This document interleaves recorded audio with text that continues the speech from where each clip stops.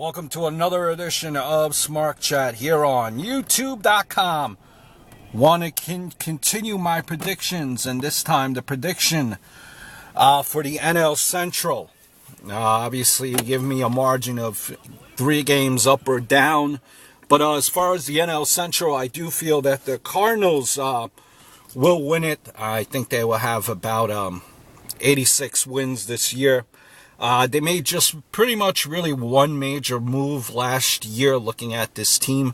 They picked up Jason Hayward from the Braves. Probably around a 270, 275 hitter.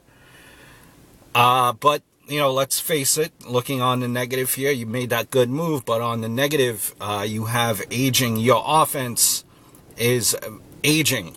You have Holiday, Johnny Peralta, and Yadier Molina.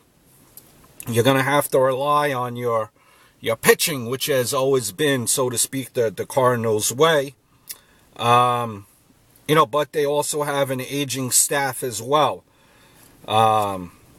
Pressure obviously still on Adam Wainwright to be that elite pitcher. Michael Wacha, 23. Is coming off some type of a stress injury. But the Cardinals' way is that they're always able to pull it off somehow. So I do feel that they will win with 86. Next, I do have, the Pittsburgh Pirates. I feel they probably will win about 83 games. Looking at that pitching, they lack a true number one. They lost true number one pitcher. They lost also Russell Martin. Excuse me, I could speak, I promise you. They lost Russell Martin, but you have McCutchen there. Probably going to hit you 300. Probably the best all-around player in the NL. He has Sterling Marte behind him. Gregory Polanco.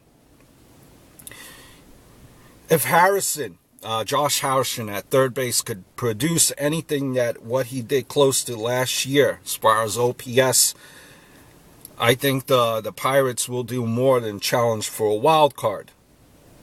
Again, they will be in that running for the NL Central title. So that's far as the Pirates go. Next, I think will be the Cubs. Give them about 81, 82 wins. They're rising. They have a new ace. They acquired John Lester last year. The offense of last year, they had, ranked 26th in runs. But eventually, when you bring up Bryant, who I think will be brought up, number one prospect right now, third base. And Solar, if you bring him up, who's right now in there. 2 good weapons that you could have on offense. You have Anthony Rizzo there at first base. He's just a young kid, 25 years old. Cubs, I don't think will win it, obviously, into 2015. But they're in very good position, I think, to make it down the road. Milwaukee Brewers, seeing them below 500, seeing them at about 75 wins. They have the Brew Crew, Lucroy, arguably, probably the best catcher in the game right now.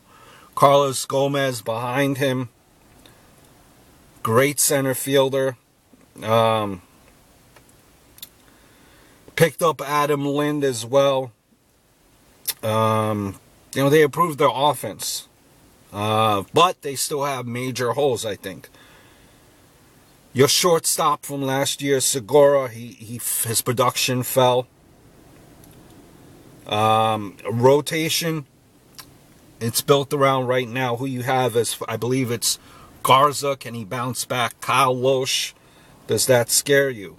Mediocre at best. I think they're they're 3 or 4 type pictures normally on any other team, but they're leading your staff right now.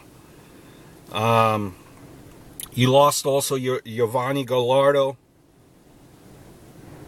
Who are you going to bring back? Who are you going to bring up if, you know, if something goes wrong? It's hard to quite figure out as far as the Brewers. Next up, I think right around them, probably around 73 wins, would be the Cincinnati Reds. Joey Votto, look for him, I think, to have a bounce back year in 2015. But besides him, you know, Joey Votto always gets on base. But besides him, who gets on base for you? Brandon Phillips, second baseman, his on-base percentage, slugging percentages have just continued to drop, you know, last 3 years. It's understandable. Once you get older, you have your new catcher there, Mesoraco. Can he put up those numbers that he did last year? I think there's a regression coming.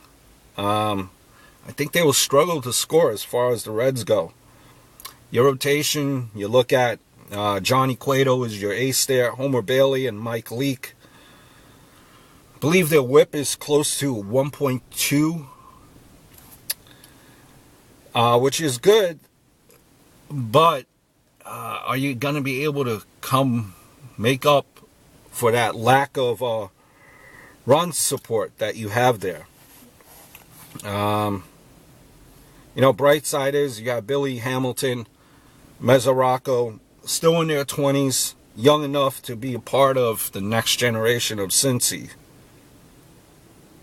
So the future is bright and not as poorly set up, you know, with the aging vets that they have and players waiting in the rings, because there's still, you know, Mesoraco, like I mentioned, Hamilton's still young.